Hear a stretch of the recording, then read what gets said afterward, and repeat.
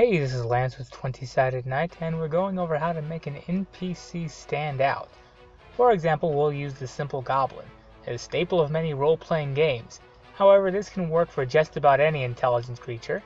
If you find this video helpful, please share and subscribe. Having one or two NPCs flee with the intention to return later could show a particular enemy is more intelligent than the rank and file that's normally sent after the group. Having an awareness of the odds of success and showing an interest in self-preservation, so this enemy isn't just an NPC. They care about their survival, and that survival could include harboring a grudge best later. In addition to setting up our goblin apart from the rest of the pack, this could also explain why your set-piece villain knows anything about the party.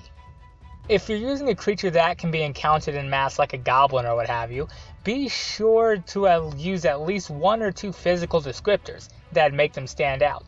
Maybe your goblin has half an ear, speaks with a lisp, or even as mundane as simply stating the color of their eyes and having an upturned nose.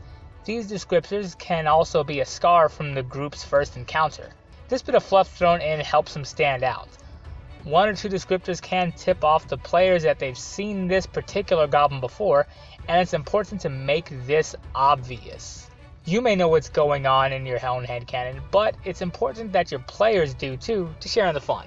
Having a creature smart enough to flee into the safety of the deeper dungeon or lurk somewhere in, let's say, a maroon starship, can also add a feeling of tension to the game, as if the creature is ready to ambush the players at any time. The party will know that the threat's out there, but they're unsure when it might spring out. This added suspension gives the players a reason to second guess taking a rest in an unsecured room. If our goblin's counterstrike isn't immediate, this could also give the NPC time to train and study the group's tactics, strengths, and weaknesses in order to strike back when the time is right. Once you've determined you want to have this NPC be a reoccurring threat, it's important to give them a familiar face. It helps avoid the "I don't even know who you are" moments and when they confront the players again. Do this by either drawing or writing down a couple key features of the NPC's appearance and mannerisms. Don John has a fantastic NPC generator if this is a process you'd rather have taken care of for you. Don John's link is in the description below. Remember to mention these brief descriptors anytime they show up and include a name if the group does any work toward investigating them further. If the enemy has a familiar face, the group might want to focus on them more rather than just treat it as another monster to kill. An NPC fleeing an encounter could hold a grudge against the group.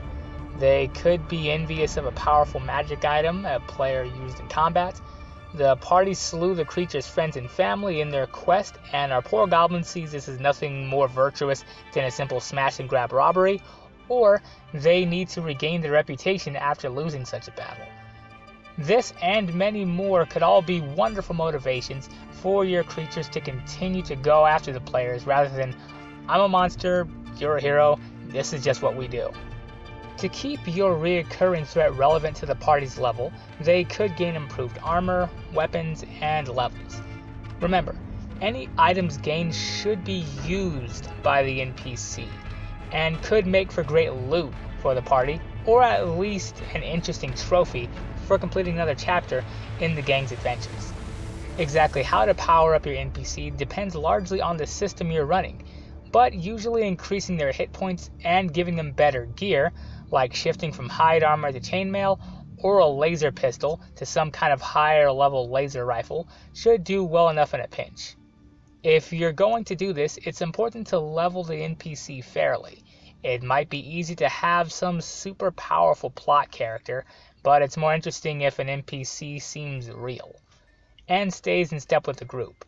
If upping the power level seems too easy, or you want to avoid power creep in writing your games, also consider increasing the threat by said NPC by gaining allies and other creatures who've escaped your group's path of destruction, amassing a small cohort to attack the group when the time is right.